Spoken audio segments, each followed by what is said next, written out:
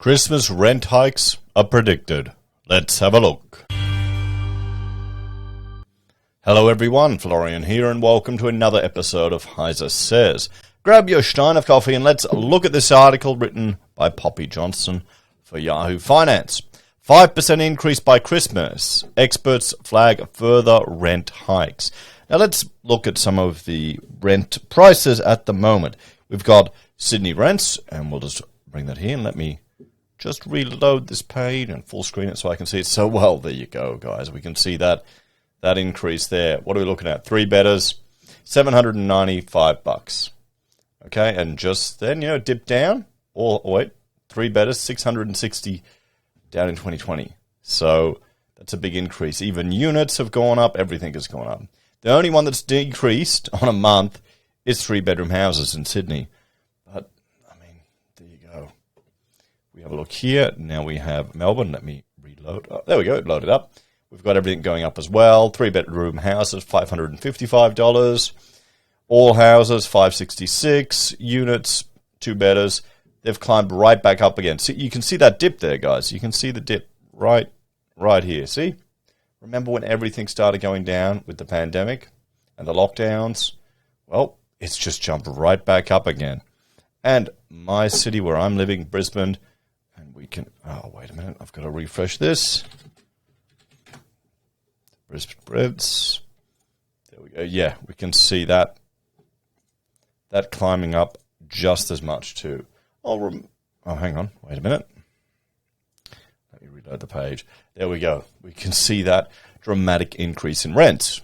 So, well, there's a rental crisis here in Australia. Renting is getting more and more expensive. So can you blame people if they're having to cough all this money away to a landlord, to jump through all the hoops and all the bullshit, to not want to just have their own property?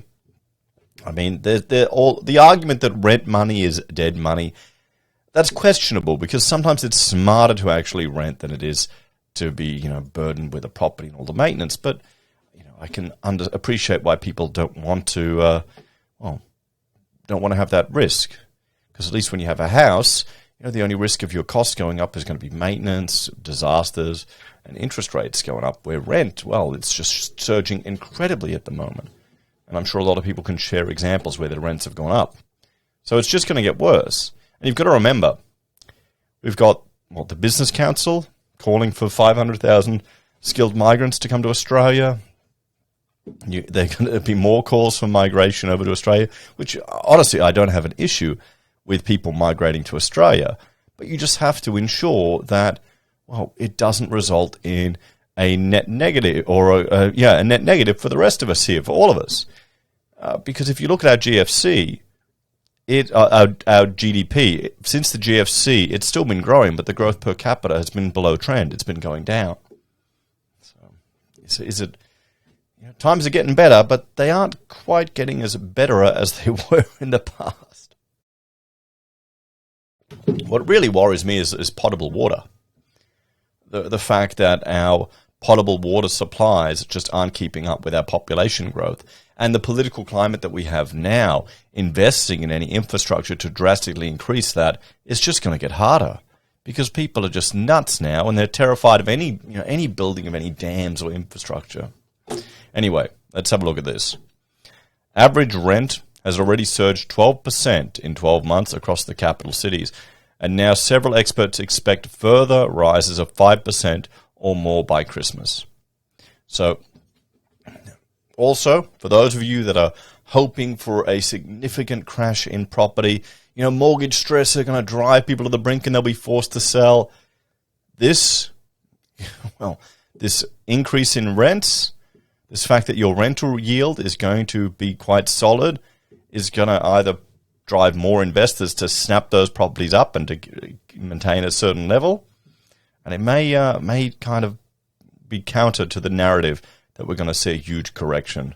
If anything, if property does lose a little bit, it's still going to be stupidly unaffordable. I think that's just the Australian way now, to be honest. Sadly enough, we've got too many supply issues. They're not making it easy enough for people to build. And now, I've got to do a video on this one, but just now changes to the National Construction Code that are coming out. They've increased the clearance requirements for access to bathrooms and corridors and all of these things.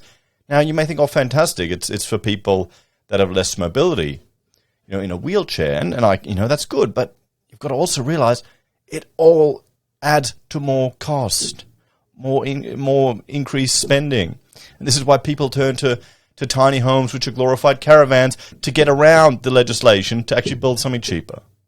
So there you go. Another thing that's going to drive up the costs of housing in Australia. Or it will also encourage more people to buy established homes so they don't need to deal with all that. Anyway, the latest Domain rental report showed house and unit rents across the combined capitals reached a new record high of 515 and 460 respectively, with the country seeing its strongest annual growth in 14 years. A collection of economists and property experts surveyed by Finder every month anticipate more pain to come, with more than half predicting a 5% or more rise by the end of the year. 8 in 13 expected to see a surge this large in Sydney, with 8 in 12 forecasting the same in Melbourne. 6 in 12 tipped at least a 5% rise in Brisbane, with 6 in 11 believing rents would rise this much in Adelaide and Perth. Dr. Nicola Powell, Domain's Chief of Economics and Research, said a combination of factors were pushing up rental prices. The numbers that we're seeing are a result of a combination of high purchasing prices, locking people into the rental market longer, increased home loan costs being passed on to tenants, weaker investment activity throughout the 2019-2020, fewer building completions, greater household formation, investors cashing in on the recent price boom, and rental demand being boosted by the return of international students and overseas migrations, Powell said. And I would say the biggest issue here is decreased supply.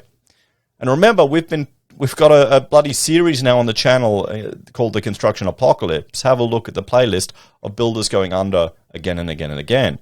And there's just another one that's gone under in New South Wales. I mean, and that's in the housing sector, guys, and that's going to affect housing supply. So don't get me wrong, there's good news out there. I did a good news video about big developer buying property in Surfers Paradise, but that's not going to be spec home stock, is it?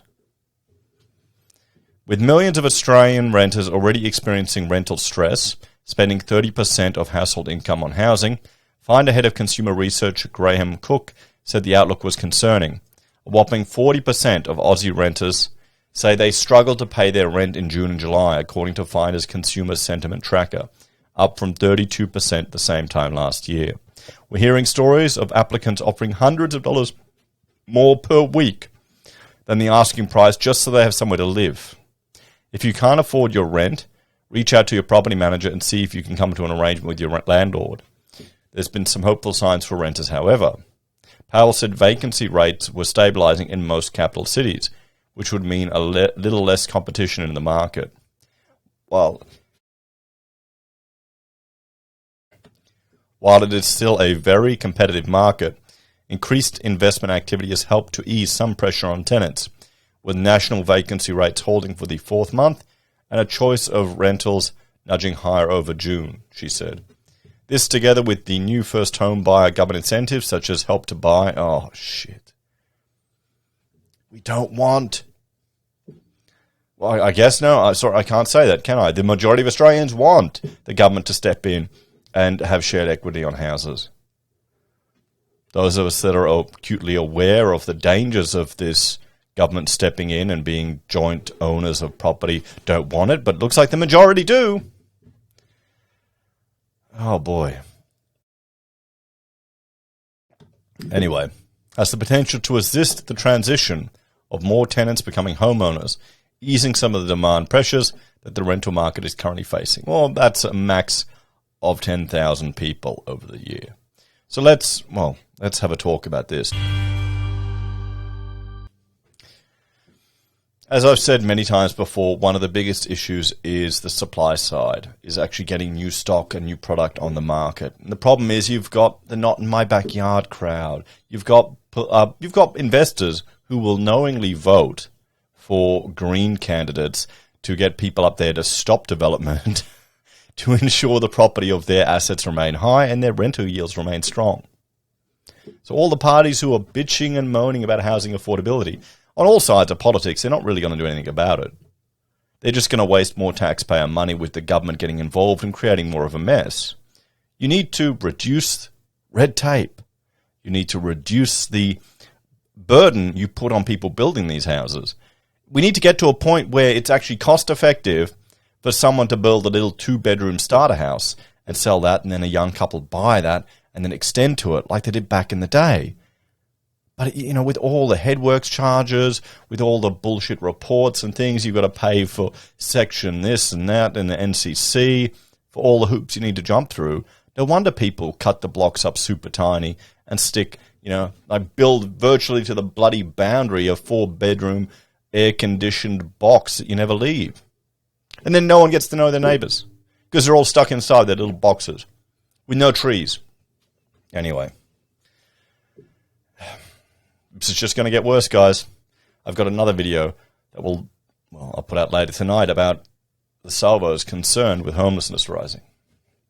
Anyway, thank you all for watching. Like, share, subscribe to the channel. Let me know your thoughts and opinions on this one in the comments below.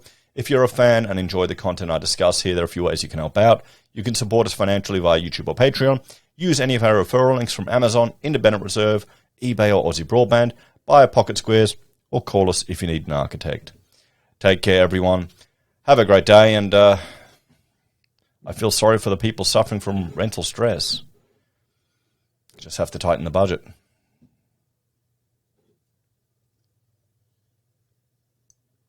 Wasn't Australia the lucky country once? I